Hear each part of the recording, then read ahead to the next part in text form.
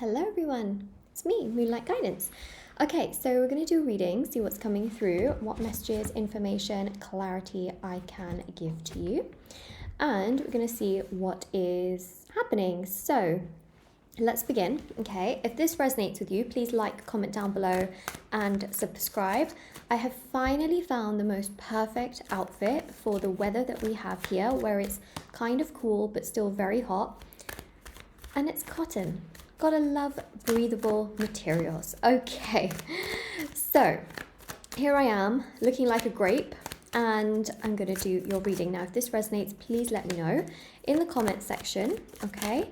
I can see here that on your side there is some stress, some anxiety, some tension, and some worry. We've got the Nine of Swords here, okay? Someone here is causing you sleepless nights. I feel like there has been betrayal, specifically with blame shifting, okay? It's very specific. I don't think that this is just like, oh, you've just been betrayed and, you know, that's that. Very specific. Blame shifting is the word that's really come up here. And blame shifting is when, for example, someone does something wrong to you, okay? They betray you or they lie to you. And then they shift the blame onto you, as though you are the one that's feeling too much about this and you're the one causing problems about this, so then it's your fault. They shift the blame off their actions and onto you, whether it's on how you react, what you bring up, what you say, how you say it. They will literally bring it up and shift the blame. So for example, if you get really angry based on an action they've done, they will shift the blame onto you for feeling angry. You know, how can you speak to somebody like this? You know, it's almost like there is no sense of accountability, no sense of responsibility, and no sense of understanding, which is awful. It's not nice, okay? This is literally blame shifting. It can also be mixed with gaslighting, okay? So that's when basically someone says something and then they say, no, that never happened. No, I didn't say that. No, you think of it wrong. And you're thinking to yourself, no, they really did say that. But then they change it completely, so they don't have to take responsibility for what they've said or done.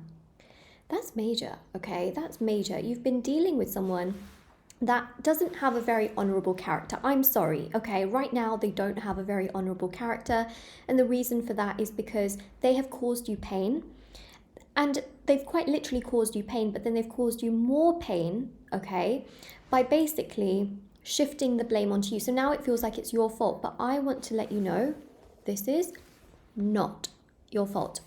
What's the biggest word in here? Not, okay? Not as in creating a knot, creating a bow, you know. They've created the knot, they've created the mess, but this is not your fault, okay?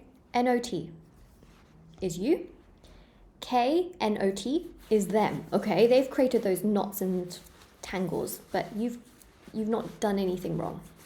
Okay.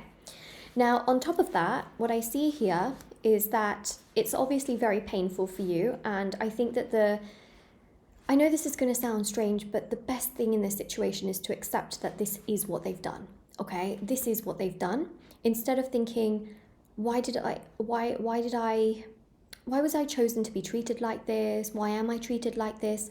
Just understand that they did this and it's on them. Push it on, you know, push it onto them. And just know that some people really are this level of ridiculous, okay? Some people really are this level of unkind, and I feel here that there's some kind of conditioning from their childhood. So in their childhood, you know, their parents could have done not very nice things and then actually blamed them, okay? So just understand that there is some kind of conditioning that they have then picked up on from their childhood, in how they may have been treated by their own parents, and then their parents have then shifted blame. They've then seen that, thinking it's correct to do, it's fine to do, it's right to do, in a form of self-protection. It's what they do. Is it nice? No, absolutely. Do you deserve to be treated this way? No. No, is the answer to that. Okay, so what now? Six of Swords. You're taking yourself to a place of healing and bringing confidence and light to yourself. Nine of Pentacles, very, very powerful, Very, very significant. Nine of Pentacles is to do with independence. It's to do with focusing on your goals, your finances, your dreams, your magnetism. Your magnetism. You're going to feel more beautiful. You're going to feel more alive. You're going to feel more excited about the prospect of life. Right now, you're frustrated and you're sad, and you may have sleepless nights. You may not be able to eat properly, think properly.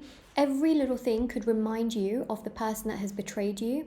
You may think of really good moments. You may think of little moments that connect you to that person. For example, if you met up somewhere in the outdoors or even in the indoors, those things can remind you of that person very, very profoundly. And the Nine of Pentacles shows that as well, that there's just this sense here of now being able to be detached and be free and focus on the things that are working for you rather than things that are not, and really taking yourself through the healing process. It's not about kind of going sort of over it, you know, and suppressing it, but going right through it and feeling those emotions, feeling that pain, and as time goes by, it will become less. I really, it's something that I can't really explain.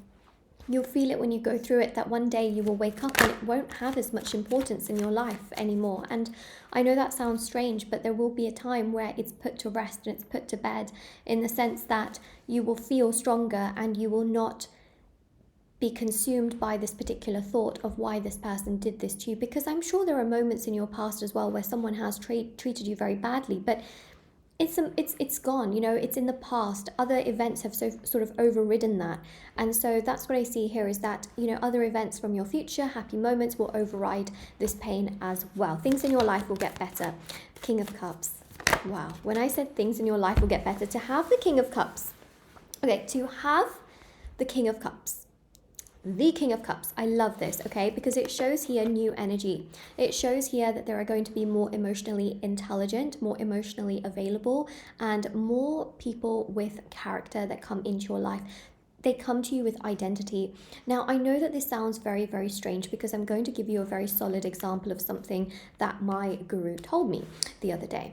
He said, okay, people that are very sort of emotionally unavailable, very immature, they appear to have identity, okay? They may have tons of friends, they may have lots of hobbies, they may always be going to do this, but actually they're running away from things, okay? Now, having hobbies, having friends does not mean you're running away from things, but a lot of very emotionally unavailable people, or people that are very immature, they will have constantly things to do, okay, and constantly places they're going, constantly this, constantly that, going here, going there.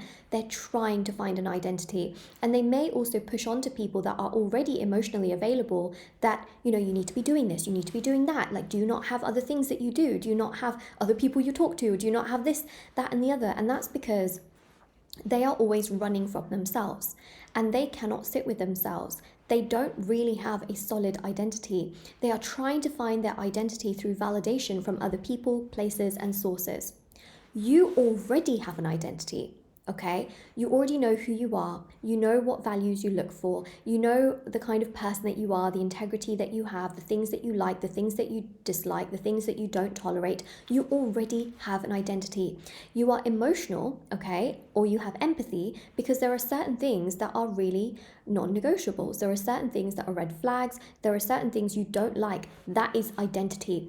Unfortunately, people like this that have treated you very, very poorly and betrayed you, they don't know what they're doing. They think they have an identity. They think they know who they are. They actually don't. They are soul searching for that constantly, and you just got sort of sucked into that aspect here of being treated badly by someone that doesn't really know themselves. And if they don't know themselves, how can they properly understand you?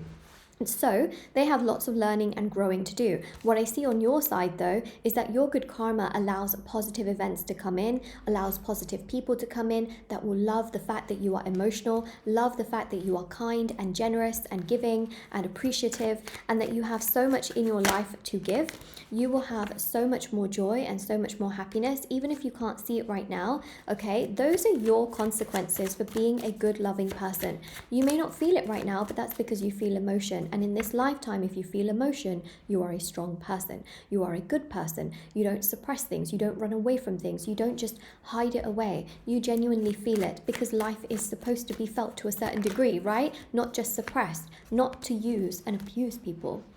So 9 of Cups here shows that they're just sort of like living their life, doing whatever they want, you know, going out and about, you know, just doing the things that they think they should be doing. There's a very cold energy that comes through with the King of Swords, okay? And what I do see here is that there's going to be divine intervention. This person is going to run into troubles and challenges with certain friends and certain people. They're going to be having arguments and challenges. And the Four of Swords here shows that this person will go into deep introspection based on their actions and the things that they have done.